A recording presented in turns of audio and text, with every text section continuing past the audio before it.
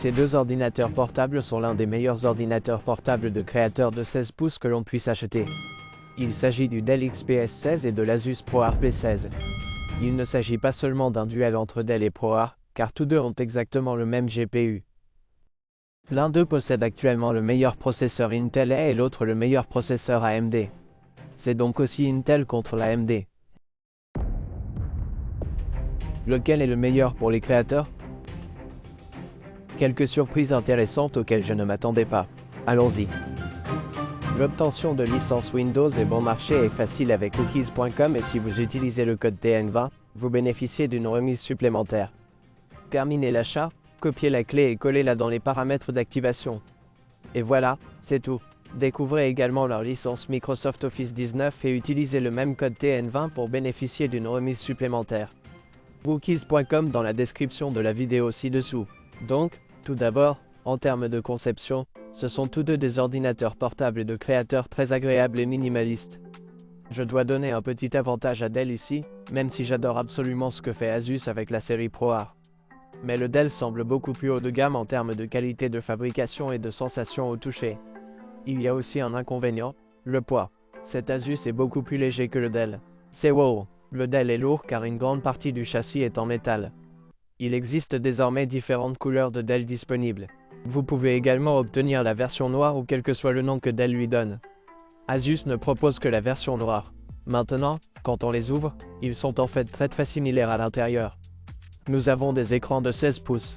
Le clavier est très similaire. Nous avons les haut-parleurs des deux côtés. Très grand trackpad. Attends une seconde, celui-ci n'a pas vraiment de trackpad. Eh bien, c'est l'une des caractéristiques intéressantes de la conception Dell ici. Le pavé tactile est en quelque sorte quelque part. Comme vous pouvez le voir, la souris bouge. Donc quelque part ici, ça se termine. Donc, le trackpad est en fait de taille très similaire à celui-ci. Le trackpad du Dell est haptique alors que celui de l'Asus est sur une charnière. Le pavé tactile est donc bien plus agréable sur le Dell que sur l'Asus. Asus a juste un petit avantage ici avec le cadran Asus. Donc, si vous faites du travail créatif, vous connaissez les flux de travail dans des logiciels comme Premiere Pro ou DaVinci Resolve. Cette petite molette de défilement ici peut faire différentes choses. Vous pouvez l'activer en appuyant simplement sur ce petit bouton et en faisant glisser votre doigt dans cette direction. Comme vous pouvez le voir, vous pouvez faire différentes choses ici. Cette petite lumière indique que c'est allumé et vous pouvez également l'éteindre comme ça. Asus a tous les boutons de fonction et vous savez que votre écran est le plus lumineux, tous les boutons physiques ici. Alors que Dell les a sur le dessus comme un pavé tactile dont Apple s'est débarrassé.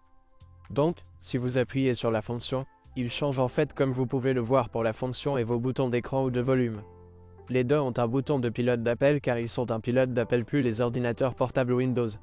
Dell a un petit plus en termes de sécurité qui est un lecteur d'empreintes digitales. Asus n'a pas de lecteur d'empreintes digitales mais les deux ont des capteurs infrarouges Windows Hello pour les caméras.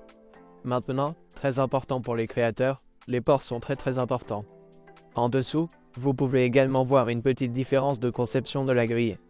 Mais si nous regardons le côté droit de l'ordinateur portable sur Asus, nous avons un emplacement pour carte SD USB de type A à 10 Gb de vitesse et un port USB 4. Celui de Dell ici, c'est intéressant, je l'ai découvert par accident. Le côté droit n'est pas un port Thunderbolt, c'est juste un port USB de type C, je crois qu'il a une vitesse de 10 Gb, puis un emplacement pour carte micro SD et une prise combo casque micro. L'emplacement pour carte SD pleine taille est bien plus utile que l'emplacement pour carte micro SD. Je dois donc donner un avantage ici à un ProArt. Et lorsque nous regardons l'autre côté de l'ordinateur portable, nous avons un port USB de type C, deux d'entre eux proviennent de Dell, ils sont tous deux Thunderbolt 4. Sur Asus, nous avons le bloc d'alimentation, vous savez, DC-in. Sortie HDMI, un autre port USB de type 4. Un autre USB de type A de 10 Gb de vitesse et une prise combinée micro et casque. Asus a ici l'avantage en termes de port. Dell fournit un petit dongle un peu bizarre. Vous pouvez brancher celui-ci, vous obtenez un port HDMI et un port USB de type A, mais vous perdrez toujours l'un de vos ports USB. Et si vous chargez votre ordinateur portable avec l'autre, vous allez en perdre un autre. Ce n'est donc pas très bon. En ce qui concerne les chargeurs, le Dell est livré avec un bloc de chargement USB-C. Et vous pouvez utiliser n'importe lequel des ports USB pour charger l'ordinateur portable. Celui d'Asus est livré avec son propre connecteur qui est ce genre de petit connecteur carré qui s'insère là. Et c'est une brique d'alimentation de 200 watts. Dell 130 watts. Donc Asus est beaucoup plus puissant mais aussi un peu plus peu pratique. Parce que si vous voulez simplement utiliser le chargement USB-C sur l'Asus, cela ne suffira pas à tirer le meilleur parti des performances de l'ordinateur portable. Vous allez devoir utiliser cette pièce. Jetons donc un œil à la comparaison des spécifications. L'une d'entre elles est équipée du processeur Ryzen 9 HX 370. Et puis le Dell XPS est équipé d'un processeur Intel Core Ultra 9185H. Les deux sont un peu compliqués à dire. Le P16 d'Asus est équipé d'un processeur à 12 cœurs. Nous n'avions jamais vu ça sur un ordinateur portable ou un mobile auparavant, ce qui est très intéressant. L'Intel, lui, possède un processeur à 6 cœurs et 8 cœurs. Les cœurs n'ont pas de multithreading. Nous avons 22 fils, et puis le P16 a 24 threads. Le processeur Intel possède toujours des cœurs à faible efficacité énergétique. Il y en a 2 de plus. Au total, Intel dispose donc toujours de 24 threads. Mais en réalité, je ne sais pas vraiment à quoi servent les cœurs à faible efficacité énergétique. En termes de Turbo Boost, les deux ordinateurs portables boostent à 5,1 GHz. Ils se ressemblent beaucoup. Les deux ont de la RAM soudée. Les deux peuvent atteindre jusqu'à 64 Go. Bien que ma version Dell ici ait 32 Go. Parce que je ne pouvais pas acheter. Je ne voulais pas dépenser autant d'argent supplémentaire pour obtenir le 64. Si vous êtes un créateur, lorsque vous choisissez ces ordinateurs portables, obtenez la configuration RAM maximale. N'optez pas pour une version 32 Go. Moi juste pour un avis, je n'ai probablement pas besoin des 64 Go. Si vous achetez cet ordinateur portable, je recommande vivement d'obtenir la configuration RAM maximale complète, ce que vous pouvez acheter. Lien dans la description ci-dessous. En termes de vitesse de RAM, Asus One tourne à 7500 Mh par seconde, comparé au 7467, donc peu d'avantages sur la AMD ici. En termes de consommation d'énergie, le P16 consomme 80 watts lorsqu'il est branché, et le Dell aussi, mais quand on débranche l'ordinateur portable, c'est intéressant. Le Dell délivre toujours 80 watts, limité à 35 watts seulement. En termes de consommation maximale du processeur, les deux ont le même GPU dédié. Le GPU intégré est différent. Radeon 89 monsieur, et nous avons le GPU Intel Arc à 8 cœurs. En termes de nanomètres, le nœud de processus sur le P16, c'est un 4 nanomètres de TSMC, et puis le XPS sur Intel, est Intel 4, ce qui fait 7 nanomètres. C'est intéressant, ils utilisent toujours TSMC pour fournir les puces, pas les propres puces d'Intel. C'est là que les choses deviennent très intéressantes ici. Le Dell coûte plus de 3000 $ lorsque vous optez pour une version 64 Go. Lorsque vous optez pour 32 Go, avec ces spécifications ici, c'est environ 2800 $ ou 3000 $ quelque part dans cette fourchette. Le ProArt, il coûte environ 2500 $. Consultez maintenant les derniers prix, dans la description ci-dessous, et faites-moi savoir quel est le prix, dans votre magasin local, ou dans votre région. Mais le ProArt a un énorme avantage, en termes de prix, bien moins cher. Jetons un œil, comment il fonctionne, nous y jetons un œil, sur Cinebench R24, et aussi les capacités, de la batterie, versus branché, le reste des benchmarks, sont branchés. Mais je veux aussi savoir combien de performance allons-nous perdre, dans le pire des cas, quand nous sommes branchés, et débranchés. Donc tout d'abord, regardons les performances d'un seul cœur. Branché, le page 16 AMD est en fait 7,4% plus rapide, même si l'horloge boost est la même à 5,1 GHz. Mais l'IPC d'AMD, instruction par horloge, ils sont bien meilleurs. Cela signifie que nous obtenons un meilleur score pour un seul cœur. Et le score multicœur, encore, 27,9% plus rapide. C'est énorme. Avantage sur le ProArt, lors de l'exécution des tests, pendant 10 minutes, et les deux appareils commençaient à ralentir. Vous voyez, le P16 n'accélère pas autant, et en fait, gagne un peu de performance. Environ 39% en augmentation par rapport au XPS 16. Et puis les tests d'accélération de 30 minutes, ils étaient environ 32,8% plus rapides. C'est une énorme victoire pour Asus. Maintenant, débranchez les ordinateurs portables. Regardons la puissance de la batterie. C'est intéressant. Maintenant, page 16, c'est en fait plus lent. En monocœur et score multicœur, environ 2,8%. Plus lent dans le noyau unique, environ 2,3%. Dans le score multicœur. En comparant ces deux appareils branchés par rapport aux débranchés, vous pouvez voir que le XPS 16, lorsqu'il est sur batterie, en termes de performance monocœur, nous n'allons pas perdre beaucoup, environ 1,9%. C'est honnêtement négligeable, et dans la marge d'erreur. En termes de score multicœur, vous pouvez en quelque sorte voir cette différence de performance. Maintenant, environ 3%, mais encore une fois, juste au-dessus de la marge d'erreur. Nous pouvons donc le voir. Dell a construit et conçu cet ordinateur portable pour effectuer la même chose, que vous soyez branché ou débranché, mais ProArt ici perd beaucoup de puissance lorsqu'il est débranché, environ 11,2% dans le score de base unique et environ 26% dans le score multicœur.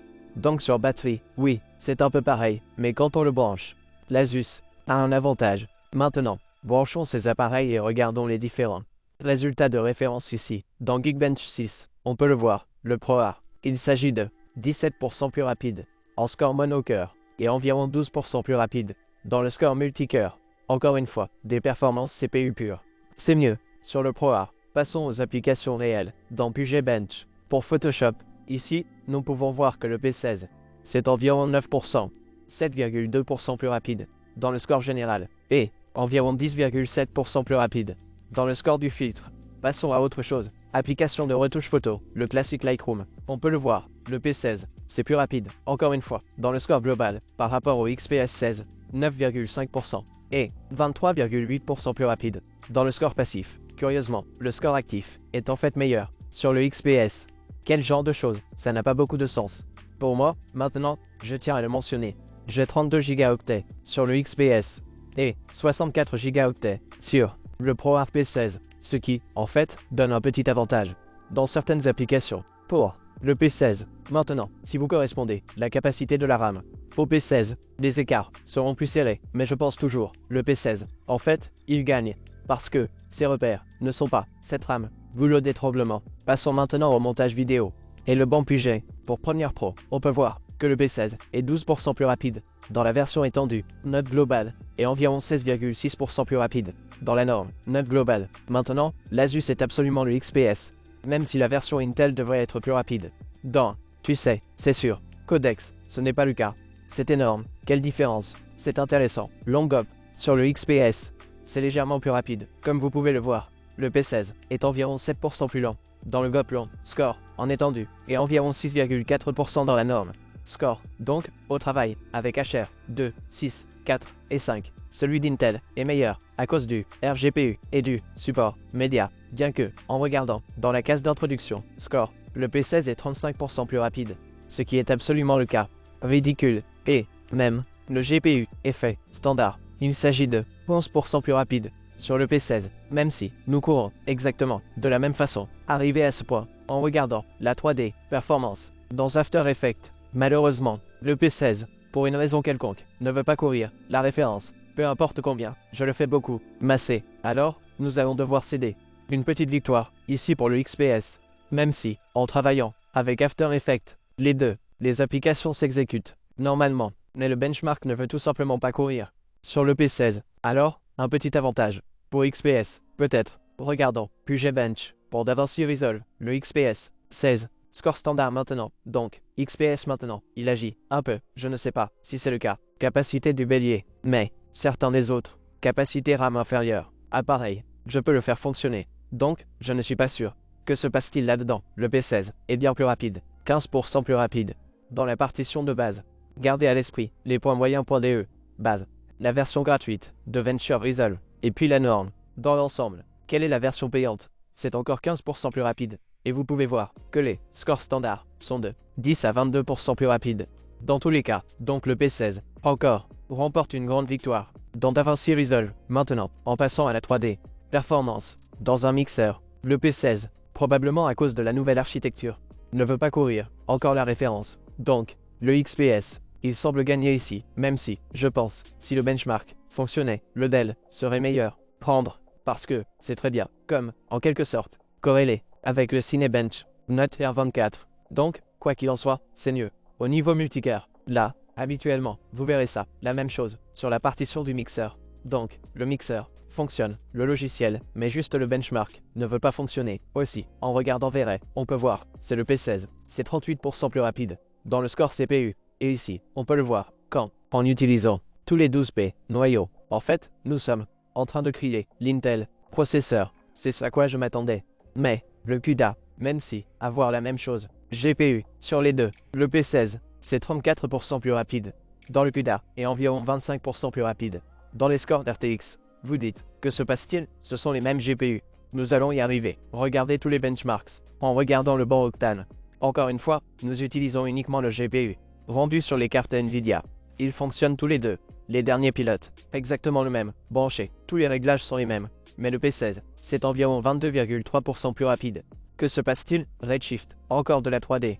Application de rendu. Lorsque vous branchez les deux appareils, vous pouvez voir que le P16, c'est environ 14,7% plus rapide par rapport au XPS 16. Lorsque vous l'exécutez pendant 10 minutes, l'écart, ça devient encore plus grand, jusqu'à 18,3% plus rapide. Et les 30 minutes, ça va un peu moins vite, 18% plus vite. Maintenant, c'est intéressant, lors du débranchement des appareils, soudainement, le XPS 16, c'est en fait un meilleur interprète. Le P16, il est 5,6% plus lent. Alors, parlons-en. Que se passe-t-il? Voilà, en gros, lors de l'ingénierie, l'appareil et le GPU et la puissance délivrée, Dell a décidé. C'est pour ça, RTX 4070, ils ne vont approvisionner que jusqu'à 60 watts. Maintenant, je vois jusqu'à 50 watts en cours de consommation, en fonctionnement, faire marque. Mais, ProArt, page 7, poussé, environ 105 watts pour le GPU, ce qui est double la consommation d'énergie. Et c'est pour ça, ça devient comme ça, un meilleur score. En même temps, bien que, lorsque vous débranchez, dans l'appareil, le Dell est meilleur. Je crois donc que c'est le XPS. C'est mieux conçu, distribution de puissance, pour le GPU, et essayez d'obtenir le point idéal, le plus efficace, là où vous obtenez les meilleures performances. Dehors, que vous soyez branché ou débranché, maintenant, si l'option dépendait de moi, la même performance, branché, que la même performance, tu sais, branché ou débranché, parce que maintenant, lorsque vous branchez l'appareil dans le P16, en fait, tu vas l'obtenir. Performance supplémentaire par rapport au XPS. Là où rien ne change vraiment, quand vous branchez l'appareil, ou pas, peut-être un peu, en regardant le compteur de vitesse et le test du navigateur. Le XPS 16, c'est en fait beaucoup plus rapide. Le P16 est 30% plus lent, et je ne suis pas sûr de ce qui se passe là-dedans. Ils fonctionnent tous les deux, le même navigateur, mais il semble que ça va mieux. Sur la plateforme Intel, dernière petite chose, qui sont différentes.